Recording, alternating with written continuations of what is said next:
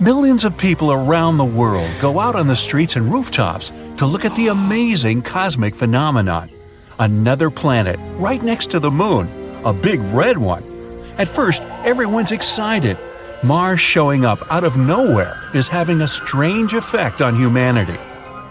Just as the moon can affect the psychological and physical state of some people, Mars's unexpected visit is causing people to behave pretty strangely. Every night, the sky is lit up by the white light of the moon and the red glow of Mars. Many people get a sort of instant insomnia. Some even stop drinking coffee because they no longer feel sleepy. Mars brings out energy and a little wildness in people, making them laugh more, and even drives a few poor people crazy. They begin to go out of their houses more often and enjoy the unusual night sky. A few days later, everybody can see what's happening. Mars is getting bigger. Scientists announced that the red planet is slowly moving towards Earth. A collision is inevitable. Earthlings only have a few years left. A few months ago, a huge asteroid crashed into the red planet with such force that Mars simply flew out of its own orbit and went rogue. The chance that Mars would fly close to Earth was always going to be pretty high. After about 3 seconds of being announced, the news went viral, and panic set in. The situation's getting worse and worse. The closer Mars gets, the more it affects people on a physical level. Hundreds of videos pop up showing collision simulations of Mars and Earth. And there's no happy ending. Want to see what happens? One famous blogger asked her followers. The Earth's almost completely covered with water, and Mars is all dust, sand, and rocks. Then she puts a huge watermelon in the middle of her room. From the far end, she launches a bowling ball at it. Strike! Mars looks almost the same size as the Moon now. It's about to come into the Moon's orbit, and it's affecting the Earth's magnetic field. Floods, hurricanes, tsunamis, powerful thunderstorms. They go from bad to worse. Animals go crazy. Birds no longer migrate south. The polar northern lights appear in the Caribbean. The economy isn't handling the news that well. People stop showing up to work. Why wouldn't they? They just want to have fun and be with loved ones. There are enough resources on the planet to last until the catastrophe, so no one's even trying to fix the Earth's problems.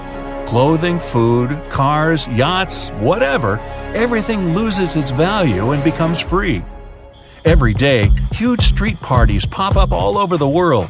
People decide to live their last months in peace and harmony. The global catastrophe is uniting humanity like never before. To go out with a bang, Earthlings team up to organize a huge rock concert.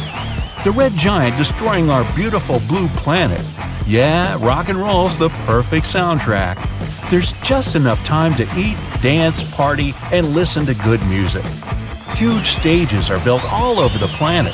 It's every musician's last concert. During all that preparation, hope suddenly appears. Scientists have calculated all the events that'll occur when Mars crashes into Earth, and they have a simple plan. Luckily, humans had already planned on moving to Mars, so they already have been building spaceships for years. There's no time to get to another planet before the collision, but the good news is that people can wait out the disaster just outside Earth's orbit. You get to sit in a space station, munch some popcorn, relax, and enjoy the show. When the dust settles, it might just be possible to return to Earth, or what's left of it. After learning about this plan, people start working on finishing the ships night and day. Everyone in the world pitches in. There are still 2 years left before the big day. The huge concert stages are converted into more space stations. Mars is now giving people more energy, and with epic teamwork, people manage to create thousands of stations in just a few months.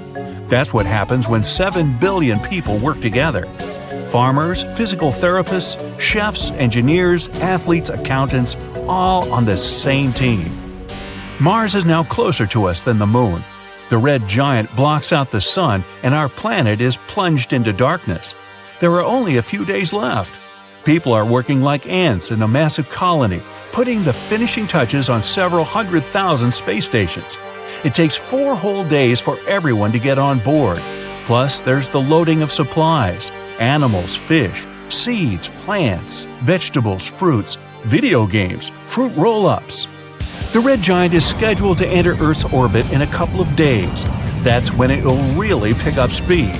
Mars is only a little more than half the size of Earth, but up in the sky, it looks infinitely huge. The ships start taking off. People take a last look around, memorizing every inch. In a few hours, it'll all change forever. The stations fly up far enough away to clear any orbits. Two worlds colliding together should still have a soundtrack, though. Rock stars on every ship organize an outer space music festival. To the awesome sound of rock, Mars enters Earth's atmosphere and burns a thin layer of its own surface. This releases an incredible amount of energy.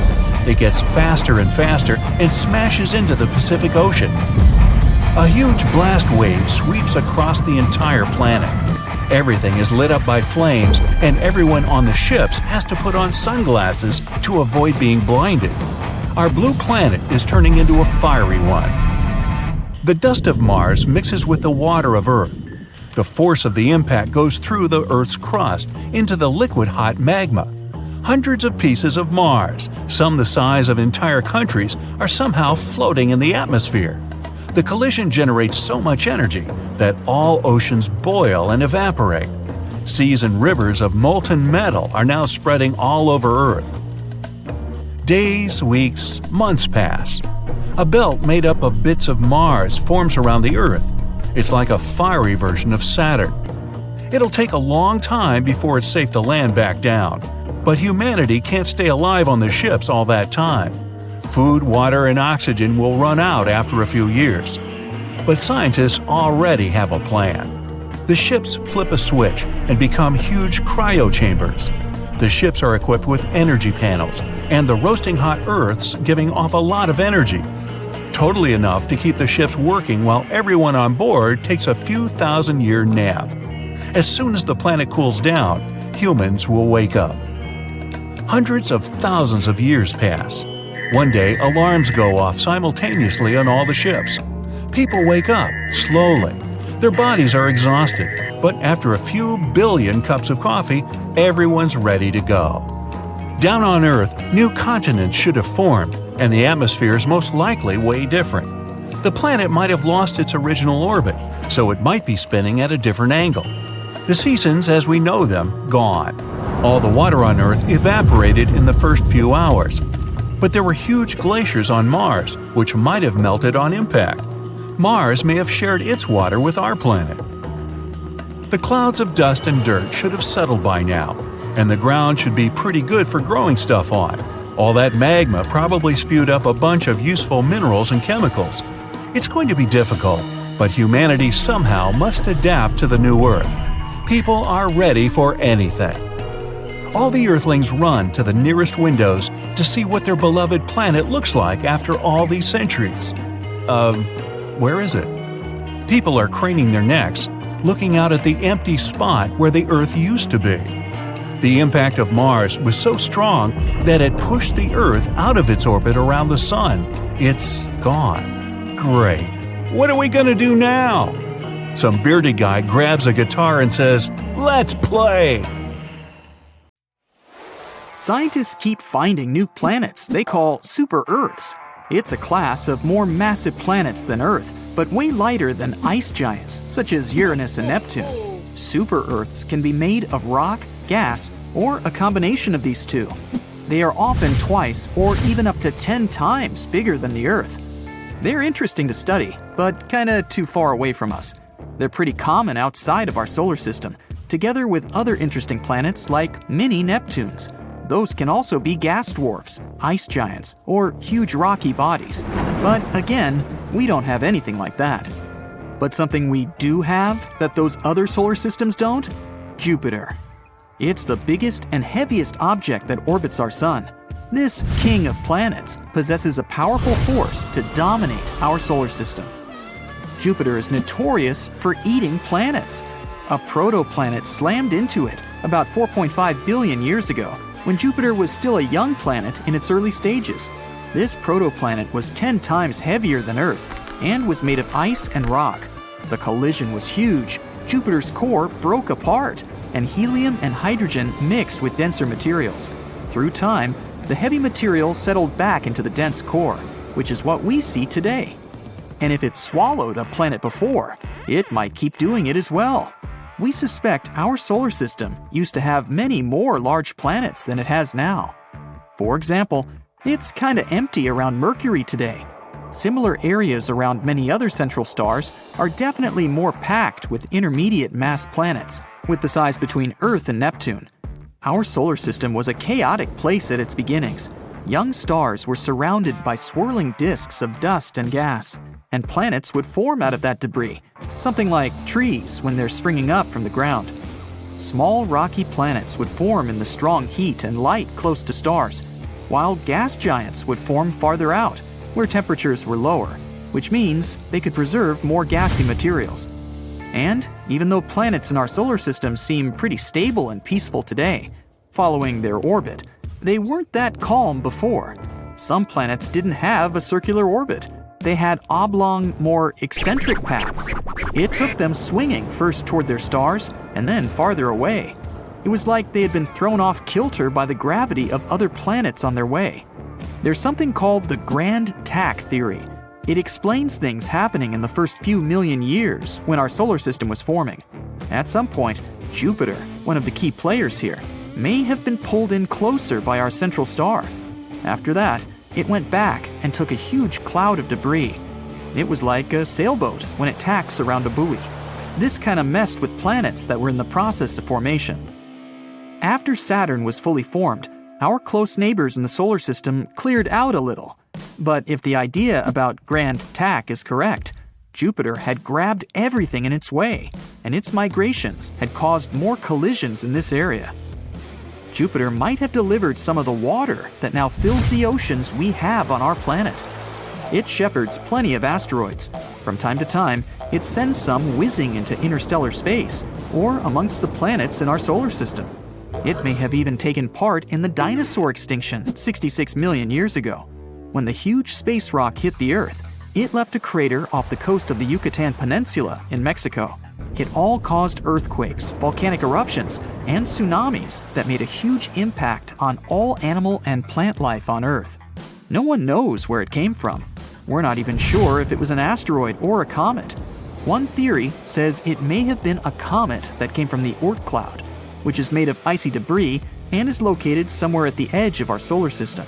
It could have been bumped off course by Jupiter and its powerful gravitational force. This way, our solar system was like a pinball machine, where Jupiter, the biggest planet, kicks incoming comets into orbits that send them closer to the Sun. When these comets are near the Sun, they can go through strong tidal forces that break them apart and eventually create shrapnel-like pieces of a comet.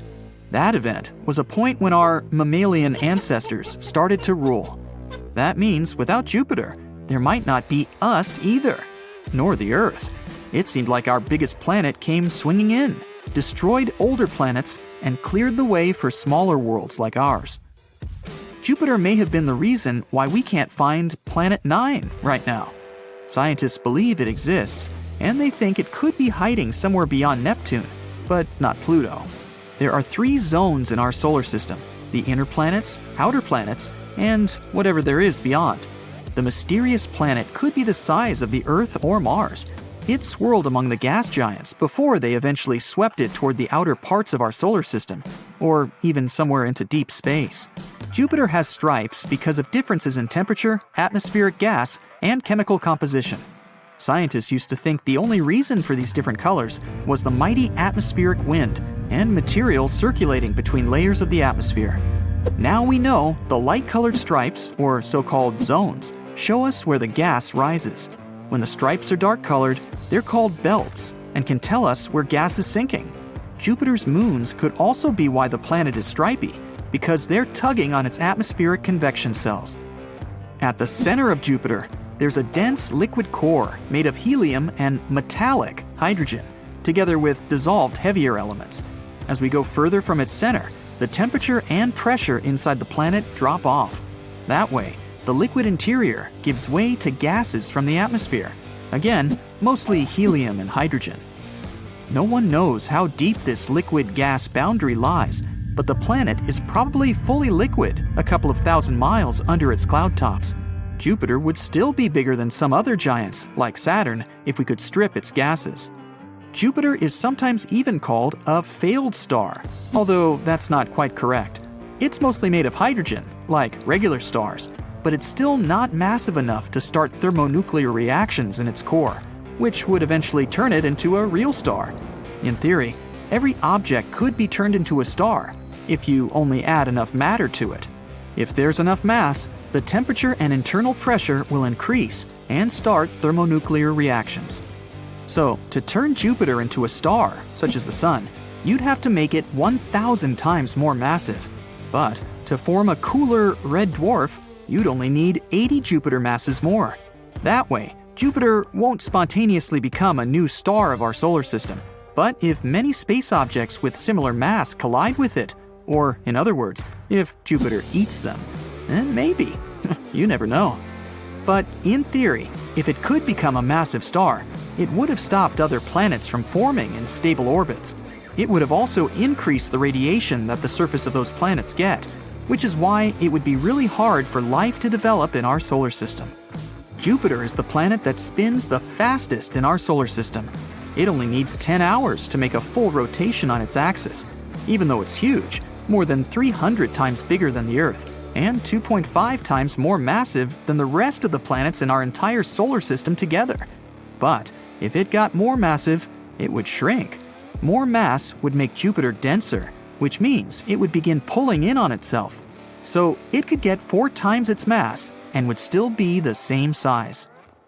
In a star system far, far away, to be more precise, 2,600 light-years away, there's an exoplanet called Kepler 1658b.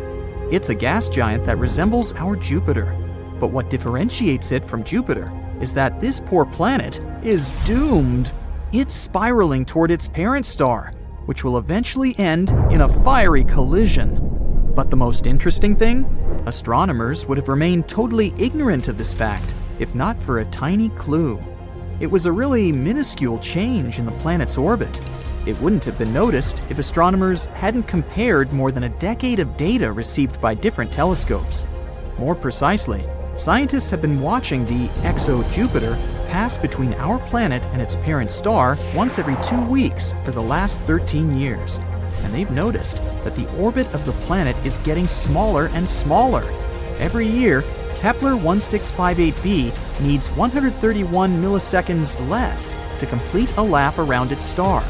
If this tendency continues, the planet is bound to collide with its star in 2.5 million years. Even before this discovery, computer models predicted that some planets could meet their end by crashing into their stars. But this is the first time when astronomers have some real proof of such an outcome by measuring almost imperceptible changes in a planet's orbit. They now know for sure what happens when a planet is going to crash into its star, even though we probably won't be around to witness it.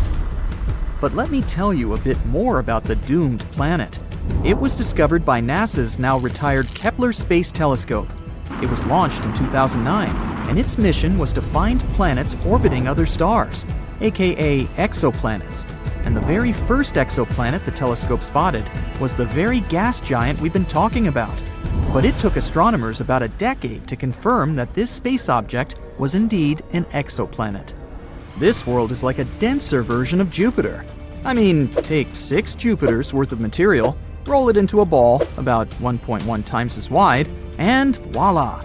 The planet is tidally locked to its parent star, which means that it makes one complete turn every time it finishes a lap around the star. As a result, the same side of the gas giant is always facing the star. It's the same as what happens to the Moon. Our natural satellite is tidally locked to Earth. That's why we only see half its surface. Now, what is making the exo-Jupiter fall into its star? The same process that is pushing the Moon away from Earth. When a moon orbits a planet, or a planet orbits a star, their gravity forces interact and tug on the other's mass. That's what causes tides on Earth. This tugging releases some energy. It can make an object speed up and slow down. In the first case, a space body will move higher. and the second, it will start moving lower. And this is exactly what's happening to the gas giant. Its parent star is 1.5 times the mass of the Sun. So, no wonder its tidal forces are gradually slowing down the planet's movement, making it fall inward. This all sounds kind of tragic, but this potential collision is by far not the weirdest thing happening in space. Let's look at some others. For example, Betelgeuse, a red giant in the Orion constellation, started to dim in 2019. This confused astronomers. By that time, the star had already swollen to enormous proportions. If it was to replace our Sun, its outer surface would spread far beyond Jupiter's orbit. And then Betelgeuse became dimmer in the fall of 2019. This process continued through February 2020. The changes could be seen with the unaided eye. No wonder, the star's brightness had dipped by 2/3.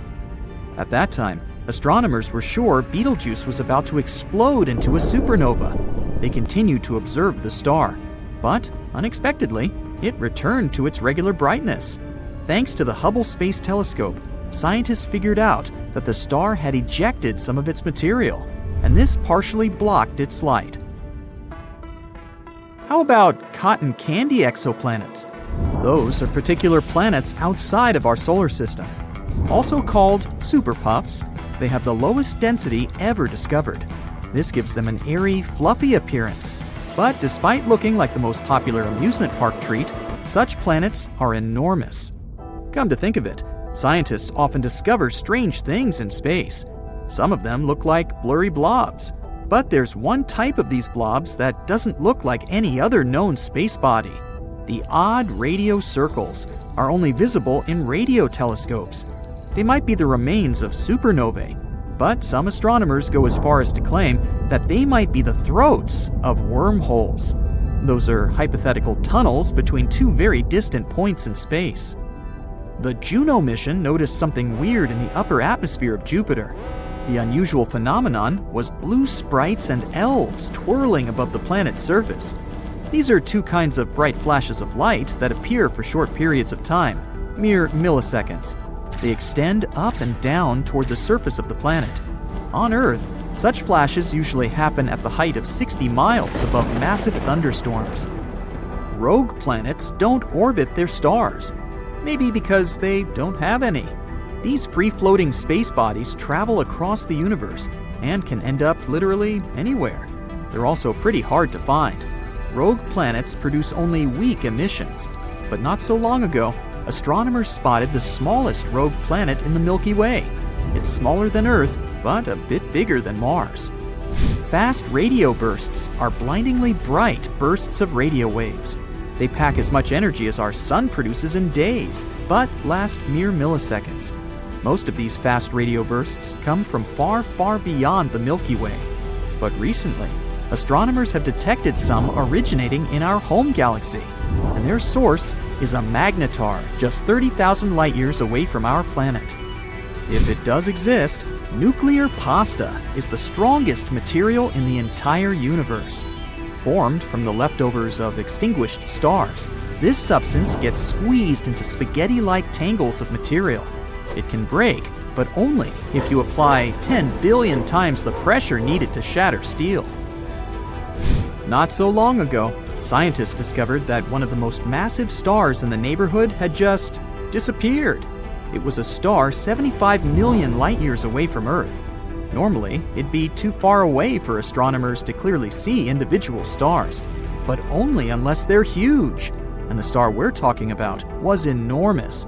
It was shining 2.5 million times brighter than the Sun. For the last time, astronomers saw the star in 2011. They decided to examine it more closely several years later, but it was already too late. The star had vanished. Such massive stars usually go out in extremely bright supernovae, but astronomers noticed nothing like that in this case. There's a theory that the star collapsed into a black hole without triggering a supernova first. It does occur among stars approaching the end of their lives, but very, very rarely. There are black holes, and there might be mini black holes, even though their existence hasn't been proven yet. Unlike their massive siblings, Hypothetical mini black holes could be really tiny, not bigger than an atom. Their mass can vary, but just one minuscule thing might have the mass of 1,000 sedans. One theory claims that tons of micro black holes could have been created right after the Big Bang and the beginning of the universe. Some scientists even go as far as to say that a couple of mini black holes pass through our planet every day. More than 7,000 light-years away from Earth, there is the Eagle Nebula, a young cluster of stars just 5.5 million years old. The Hubble Space Telescope managed to take an image of several dark silhouettes near the nebula's center. Those are the so-called pillars of creation, an active star-forming region. Look, how cool is that?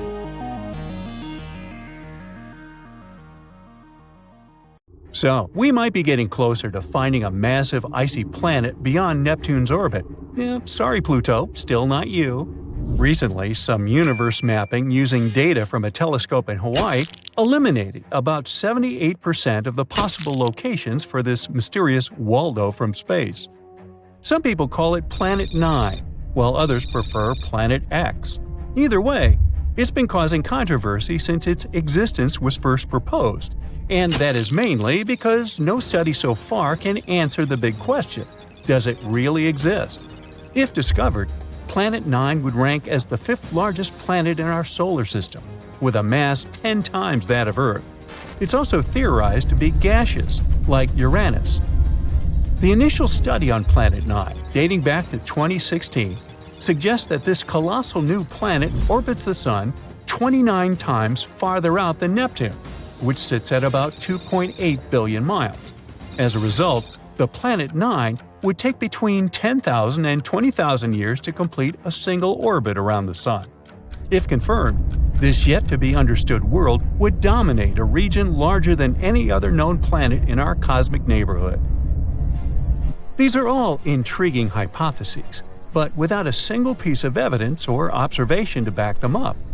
Before dismissing this as a wild guess, it is important to note that these researchers relied on complex mathematical modeling and computer simulations to speculate about the planet's characteristics, because that's what they do. The hypothetical presence of this planet would explain various mysterious features located beyond Neptune. We are specifically talking about the Kuiper Belt, a huge donut-shaped region filled with icy debris left over from the formation of the solar system, including comets and dwarf planets like Pluto. What happens is that the 6 farthest objects in the Kuiper Belt exhibit elliptical orbits that are all oriented in a similar direction within physical space and tilted approximately 30 degrees downward relative to the orbital plane of our 8 known planets. What's strange here is that, despite their distinct orbital velocities around the solar system, they maintain this alignment. The likelihood of such alignment occurring randomly is extremely low, around 0.007%. So, here comes Planet 9, a hypothetical massive celestial body that offers a plausible explanation for this strange phenomenon, potentially exerting gravitational influence to shape these orbits. The initial theory didn't hold up for long, facing accusations of observational bias and calculation errors. Then, in 2017, another study popped up, sparking back the idea that maybe Planet 9 is out there after all. This time, Spanish astronomers tried a novel approach, focusing on observing extreme trans-Neptunian objects. These celestial bodies orbit the Sun in highly stretched elliptical paths, with average distances exceeding 13 billion miles. The research suggests that the distances between these objects' nodes and the Sun might provide clues to Planet 9's location. You see, these nodes are the points where a celestial body's orbit intersects the solar system's plane. When these objects reach these points, they're more likely to interact with other solar system bodies, potentially causing significant changes in their orbits or even collisions. So, if the trajectory of these extreme trans-Neptunian objects remains stable, everything's fine. But if it's not, well, that's a sign that something else, something big, is messing with their path. And that's exactly what the research found. There is something unseen out there, throwing these objects off course, and that something could be a planet chilling at a distance between 300 to 400 times farther from the Sun than Earth. To this day, the study of the extreme trans-Neptunian objects is the strongest evidence we've got for Planet 9's existence. And if you're still not convinced by this theory, know that strange motions like these have led to planetary discoveries before. Neptune, for instance, was spotted because Uranus's motion didn't quite agree with the predictions of Newtonian gravity. But the deflection of its orbit could be explained if it was caused by a pull of an undiscovered planet. And just like that, we discovered Neptune. Now, the year is 2021, and there's all this buzz about Planet 9 again. After correcting some old guesses, studies are now leaning towards the idea that this mystery world follows an epic loop around the Sun every 7,000 years. That is massive news, because it means this planet might be closer than we ever thought, making it easier for our telescopes to spot it. The paper also suggests there is a whopping 99% chance that the funky orbits of these distant objects are all because of this unseen planet, not just some cosmic coincidence. Now, the odds of this whole situation being a fluke are down to a 1 in 250 chance, which is much better than the 1 in 10,000 chance back in 2016. All these optimistic numbers have brought us to where we are today, keeping our hopes and working on better equipment to continue the mission of spotting Planet 9. As mentioned earlier, researchers in Hawaii created some kind of treasure map utilizing the Panoramic Survey Telescope and Rapid Response System to eliminate 78% of its locations. This is great news, considering how challenging it is to find a planet-sized needle in a cosmic haystack. But unfortunately, Planet 9's presence remains a ghost in the dark outer reaches of our solar system. Enthusiasts are still convinced of its existence and believe it is only a matter of time before we celebrate the discovery of Earth's new cosmic cousin. They're putting their hopes on the Vera C. Rubin Observatory, which is currently under construction in Chile and is scheduled to begin science operations in late 2025. Over the course of 10 years, this observatory will scan the entire southern hemisphere sky every few nights with a 27-foot, fast-moving telescope equipped with the largest digital camera in the world. The idea is to catalog everything in the solar system, reaching out to and beyond Neptune, and tracking the movements of millions of celestial objects, including space junk, asteroids, comets, and stars. If Planet 9 is indeed out there, this next-generation telescope could be the one to find it. The existence of this mysterious planet is far from being universally accepted in the scientific community. That is simply because Planet 9 isn't the only explanation for the strange phenomenon occurring beyond Neptune. One theory suggests that a group of distant objects, such as dwarf planets, comets, and moons, might be collectively influencing the orbits of the extreme trans-Neptunian objects. Others believe that a black hole is behind all this. These compressed masses are some of the densest objects in the universe, potentially capable of affecting the orbits of other masses, like how this supposed ghost Planet 9 is believed to be doing. Another bold perspective suggests that our current understanding of the laws of gravity is flawed, actually incomplete. This theory, known as modified Newtonian dynamics, proposes that these distant icy objects exhibit strange behavior not due to influence from another planet, but rather because the immense gravitational field of the Milky Way is influencing them. However, even supporters of this theory acknowledge that it is too early to draw firm conclusions, and much more extensive research is still required. While we continue our relentless hunt for Planet 9, some astronomers have taken it a step further, suggesting the existence of a hypothetical Planet 10. This world has a mass and size like that of Mars or Earth and is located on the edges of the Kuiper Belt. But the thing is, if this alleged Planet 10 is indeed as small as scientists believe, it might not have enough gravity to clear its orbit of debris. And that is pretty similar to what happens with Pluto, being one of the reasons why it got into trouble back in 2006. So yeah, it's better not to get too excited. The supposed planet 10 might end up classified as another dwarf planet.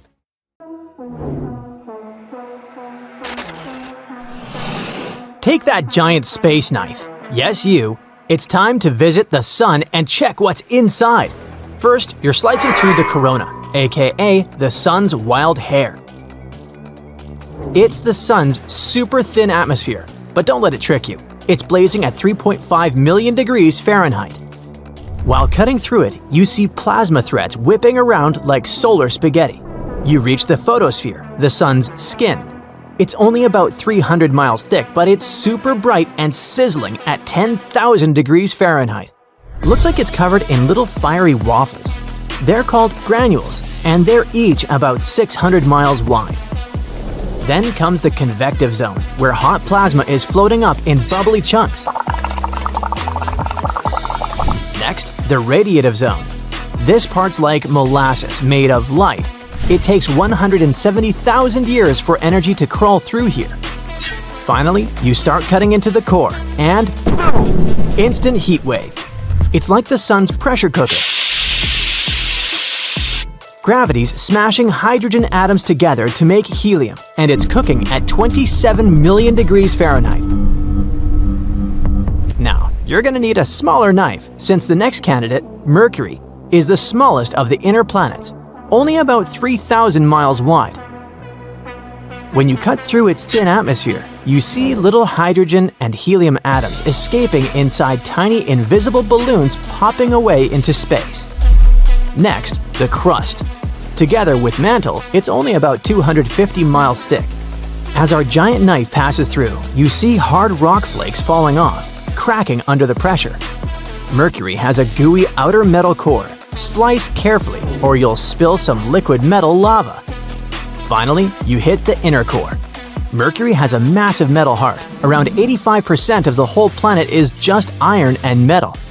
It's basically a giant metal meatball. Cut through it and watch molten iron juice oozing out like spicy hot sauce. You're now approaching Venus, the hottest planet out there. We're talking about average temps of 870 degrees Fahrenheit. Hot enough to melt lead. You slice through the atmosphere and it's crazy. Thick clouds of sulfuric acid swirling everywhere, and it's mostly carbon dioxide. Like a bad greenhouse on steroids. Pressure there is insane, like being 3,000 feet underwater on Earth. Thick yellowish clouds are puffing around the blade, sizzling like acid rain. Then comes the crust. A thin shell of mostly basalt, just 6 to 18 miles thick. It's like cutting through a crispy rock pizza crust, thin but tough. Cut deeper and you're in the molten rock mantle, about 1,800 miles thick. You can see the rocky magma wiggle and ooze. Finally, you hit the metal core, about 1,900 miles wide. That's like slicing a chunk almost the distance from Chicago to LA. There's a giant iron ball inside, all molten and heavy. Alright, time to cut through Earth. Now you might need a whole chainsaw to deal with this rocky planet.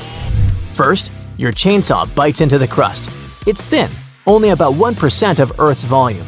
You hear a sharp crack as the brittle rocks snap and crumble. Dust and tiny minerals puff out, and the crust breaks into chunks, like snapping a hard cookie. Next, the blade presses deeper into the mantle. Thick, tough rock that's solid but kinda squishy if you wait long enough. As you slice, the hot rock kind of oozes and bubbles, leaving a warm trail along the blade. Keep going, and you hit the outer core, a huge sea of molten metal. Suddenly, the knife slides through thick, glowing liquid iron and nickel, like cutting through a giant cosmic lava lamp. Finally, you smash into the inner core. Solid metal this time, like a glowing steel marble buried deep inside. The blade scrapes across its dense iron-nickel surface with a harsh grind.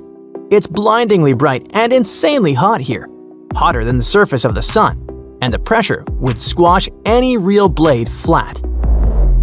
Put the chainsaw aside. For the next planet, you'll need something of a more modest size. You're zooming over to Mars, the last of the rocky inner planets. The knife breaks through Mars's crust. It's thin and solid, made of volcanic basalt rock. As the blade cuts in, fine reddish dust, like cosmic talcum powder, puffs up, drifting everywhere. The crust doesn't crack into big plates like Earth's. It's one big solid shell. Next up, the mantle.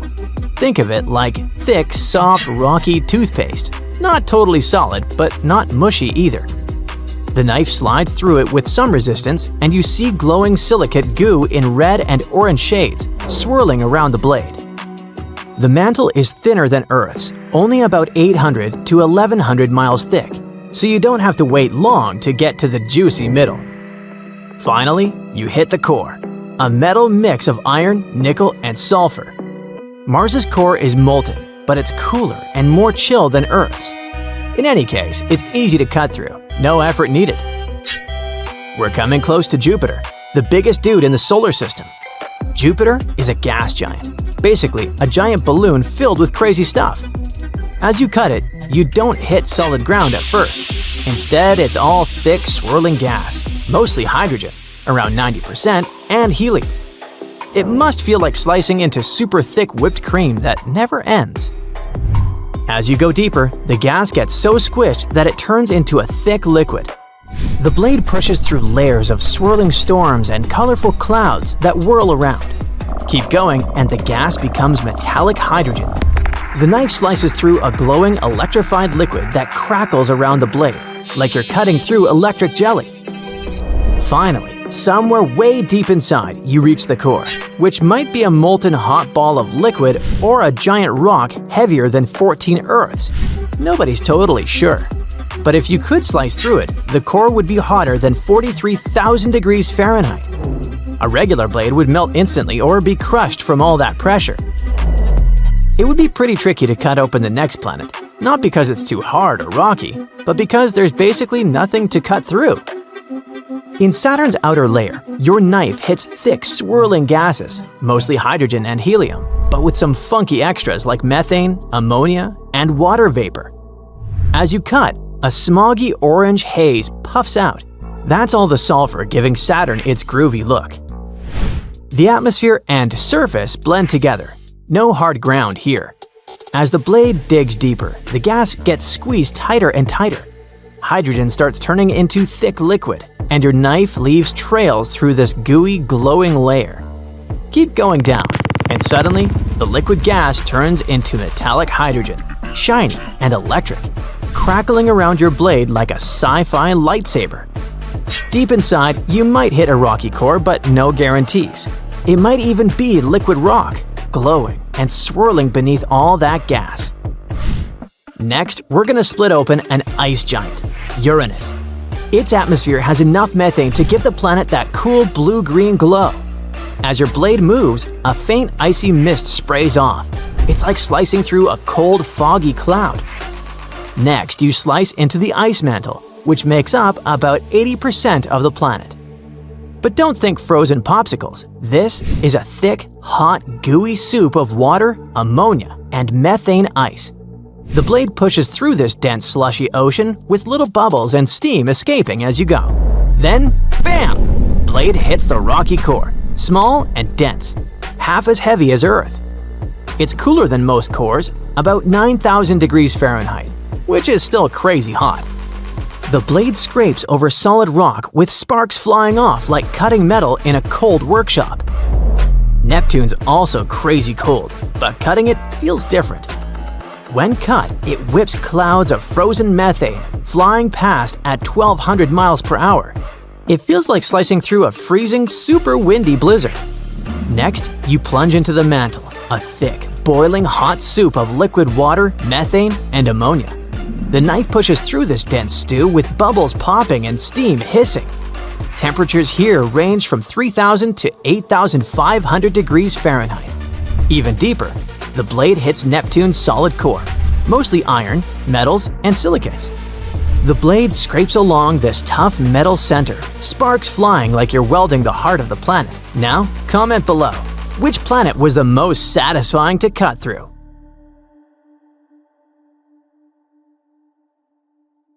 So, Mars has several faces.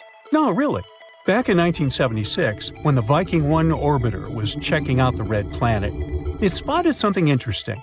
a big structure that looked like a human face. It was in the region called Cydonia. It soon became very popular. A bit later, we also discovered the so-called crown face in Libya Montes. Mars in general has a lot of strange structures on it. In 2022, we spotted a door-like structure there. NASA's Curiosity rover snapped some pictures of a rocky mound called East Cliffs on Mount Sharp. This mound has natural cracks in it, and one of them is about the size of a dog door, like something from an ancient Egyptian tomb. A lot of people hyped that story up. The image was shared widely on social media, making the crack look bigger than it really is. Some people think that it's hinting at extraterrestrial life. But after looking closely, NASA found out that it was just a narrow crack in the rocky terrain. These cracks and gaps are pretty normal in rocky areas, both on Earth and Mars. The crack formed naturally over time, maybe from wind erosion or Mars quakes. Mars is a gold mine of mysterious structures. Recently, we found some strange spiral shapes there. These are giant coils made of lava, and they look like big springs or loops.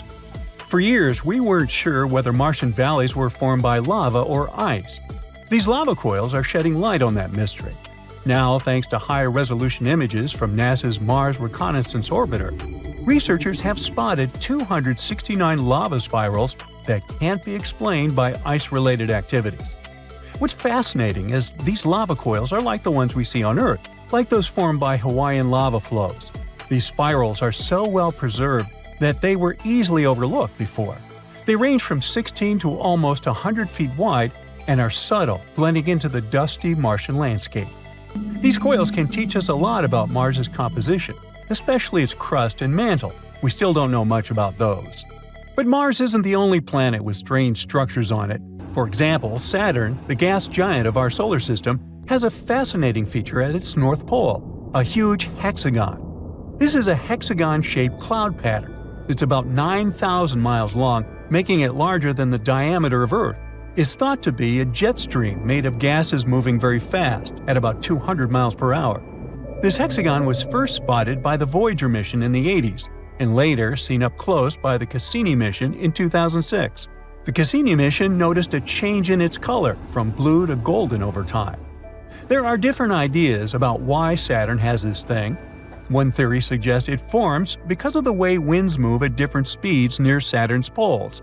Similar shapes were created in lab experiments when liquids were rotated at different speeds. Another idea suggests that a slow-spinning stream of air, along with Saturn's special weather patterns, might be responsible. In 2020, we found that when storms are surrounded by winds swirling in the opposite direction, they can create a steady hexagon shape. So far, this is the most likely explanation. Saturn also got lucky with the bizarre moons. One of them is called Lapidus.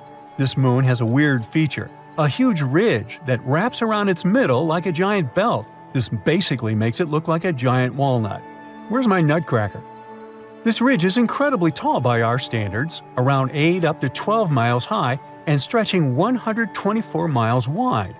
It covers more than 3/4 of the moon's surface and is considered the third largest mountain range in the entire solar system. Now, we don't have a clue about how this enormous ridge formed. It's unlike anything seen on other planets or moons. There's one idea, though. The ridge might be the remnants of a dead moon. Let's say billions of years ago, a colossal impact shattered chunks of material off Lapidus. These pieces circled around the moon, forming a mini-moon or sub-satellite. And over time, the gravitational pull of Lapidus tore this mini-moon apart, creating a ring of debris around it. As the debris from this ring fell back onto Lapidus, it built up the massive ridge we see today. They think this process happened quickly, maybe over centuries. Saturn's gravity didn't interfere because, luckily, Lapidus was quite far away from it. If Lapidus was closer to Saturn, its moon might have been pulled away. But we do need more simulations to see if this theory is true. Titan, another one of Saturn's moons, also has some weird stuff going on in its methane seas. Scientists have spotted these strange bright spots called magic islands that seem to pop up and disappear over time. We have no idea what they are. Titan's atmosphere is packed with complex organic molecules that clump together and fall to its surface like snow. These magic islands might be snow clumps that soak up methane and sink very slowly. But there's a problem. In water, molecules stick together, which is why stuff can float on top of it. But methane is different. It likes to grab onto other molecules, so it makes any solid thing sink immediately. Yet, these magic islands don't sink. There's a theory that these islands might be like sponges made of ice with lots of holes.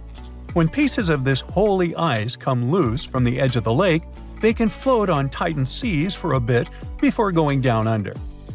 There are also other ideas, like bubbles of nitrogen gas or waves caused by wind. We need more research to know for sure. Moons like to be weird. Just look at our own one. In 1971, we found a patch with missing soil on our moon, and it looks like a blue lake. They call this mysterious spot Ina. We first spotted it during the Apollo 15 mission in 1971.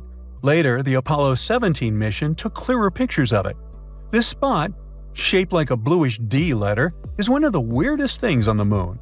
The color comes from special rocks rich in titanium called basalts. These rocks cover Ina's floor and make it look blue. There are also bluish areas near the edges of the mounds inside Ina. Ina is unique and probably has a long history. It might have had volcanic activity, with mounds that are about 3.5 billion years old. It's similar to the surface age of the volcanic field that surrounds Ina. Now, our moon has its own face, just like those on Mars. There's an area near the moon's south pole that looks like a face, but it's just a bunch of craters and shadows that happen to make an image resembling a face when seen from far away. These craters have been there for billions of years and cover about 16% of the moon's surface. Some of these craters might even have water and ice inside of them. You might be wondering why there are so many faces in our solar system. Well, that's because our brains are wired to recognize faces, even when there aren't any. It's a phenomenon called pareidolia. Our brains try to make sense of shapes, so when we see something that looks a bit like a human, our brain turns it into one because it's familiar. Like when you see a shadow figure on a chair with clothes, or even on Mercury. Some people see shapes like Mickey Mouse. So don't worry, it's not extraterrestrial life. It's our brains that play tricks on us, making us see familiar shapes like faces even where they don't really exist. Our universe is full of both amazing and terrifying things. You already know about quasars, black holes, dark matter, and so on. But how about the horrors of space that you haven't even heard of? Would you like to visit the most bizarre worlds in the universe? And it's not me who made this list, but NASA themselves. Welcome to the Galaxy of Horrors, NASA's awesome Halloween collection. Please join me on a journey to some planets and tell me which ones you would consider the most horrible. Buckle up! Our first destination is a gas giant called TRES 2b. It's located 750 light-years away from us. If we used a regular spaceship, it would take us about 10 million years to get there. TRES 2b orbits a yellow dwarf, a star similar to our Sun. It also weighs about 1.5 times more than Jupiter. So, what's so special about it? Well, if you're afraid of the dark, you definitely don't want to visit this place. It's the planet of eternal night, the darkest one of all the planets known to us. But it's not that far from its star, so why is that? The thing is, the surface of TRES 2b reflects light even worse than coal does. Because of this, it seems that there's no light at all. If you were flying across the surface of this planet, it would be like walking with a blindfold on your eyes. Oh wait, actually there is some light. An eerie deep red glow surrounds the surface of the planet. This glow is created by the burning atmosphere, which makes TRES 2b a scorching planet. The air there is even hotter than lava.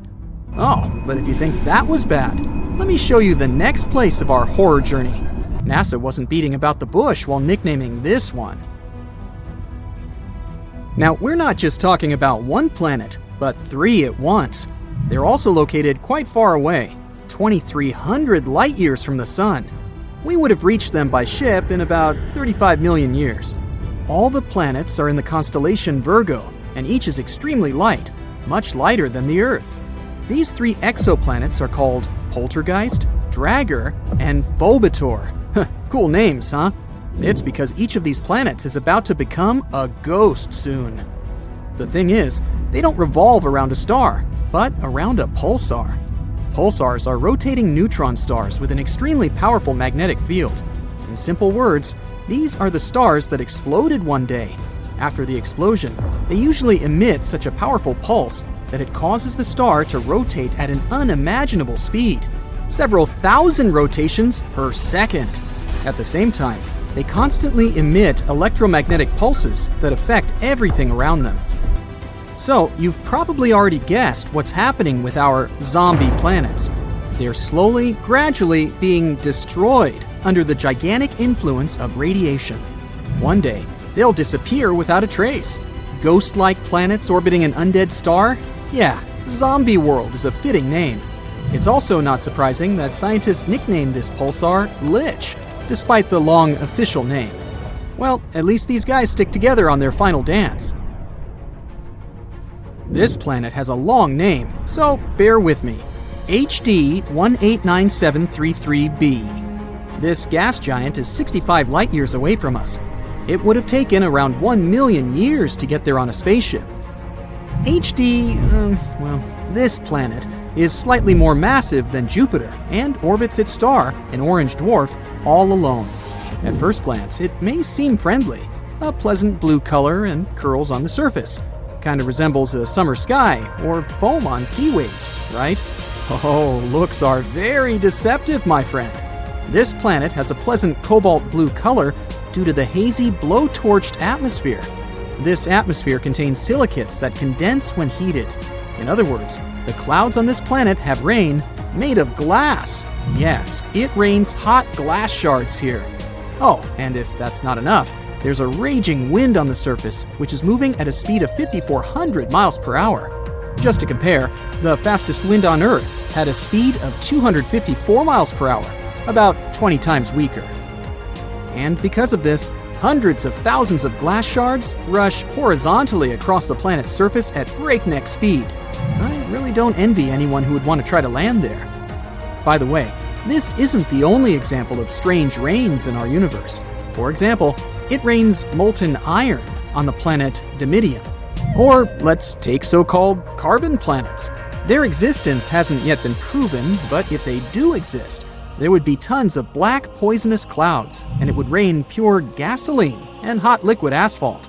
Oh, and also, raindrops would explode upon touching the surface. Nothing special. The next planet, though, is actually really strange. It didn't just revolve around its star, it lived inside the star. This cosmic miracle is called Koi 55b, or Kepler 70b. This planet is very far away from us, 4,000 light-years. It would take about 70 million years on a spaceship. It's twice as light as Earth and fully rotates around its star in just a couple of hours. A long time ago, it was an ordinary Earth-like planet about the size of Jupiter. It was peacefully and calmly orbiting its red dwarf star, Koi 55. But everything changed about 700 million years ago. Perhaps you've heard that in a couple billion years, our sun will begin to expand into a huge star, absorbing everything in its path. Well, this is the fate of red dwarfs. Sooner or later, they increase, turning into incredibly hot blue giants. The same thing happened with Koi 55. This star began to increase in size and heat up in temperature, gradually turning into a blue-white giant. It was ready to devour its nearest planets. But Koi 55b didn't care about it. When the star reached it, this planet just settled inside. And moreover, after some time, it left its star, simply returning to the new orbit. How was that even possible? Life inside its star turned Koi 55b into a red-hot round stone. It's one of the hottest planets we've discovered so far. The temperature on it reaches 12,000 degrees Fahrenheit. It's hotter than the sun, which is, let me remind you, an actual star. And for some reason, it's still alive and lives as if nothing happened. Unfortunately, sooner or later, the planet will disappear anyway. It's slowly evaporating itself due to the incandescent atmosphere. But still, it somehow managed to survive the journey through the star, which isn't typical for regular planets, to put it mildly. I envy this willpower. However, Not all planets are so lucky. Some are gradually being destroyed by their stars, and there is even an entire system among them. This last planet is a sad loner. It's located 870 light-years away from us. The journey by ship to it would take about 25 million years. This planet is about 1.5 times more massive than Jupiter. This is a very sad, dark planet. A doomed gas giant, which is very similar to hot Jupiter, orbits its star all alone. At the same time, it's located so close to its star that its orbital period takes just 1 day. Of course, because of this proximity, the star gradually absorbs WASP-12b. The scorching heat of the star is slowly destroying and devouring the planet's atmosphere. The planet has only around 10 million years left. But what's more interesting, because of this stretching, WASP-12b acquired the shape of an egg. It doesn't even resemble an actual planet anymore. It's also very hot. The surface temperature of the gas giant reaches 4,000 degrees Fahrenheit. Also, a spectrograph of cosmic origin, or COS for short, found that the planet exchanges matter with its star. They're located so close that they give each other part of their chemical elements. This is a common phenomenon in closely spaced binary star systems, but this is the first time scientists have seen this in a star-planet relationship. What a unique system. To be honest, if I was guaranteed complete security, I'd be excited to visit at least some of them. What about you? Please let me know in the comments.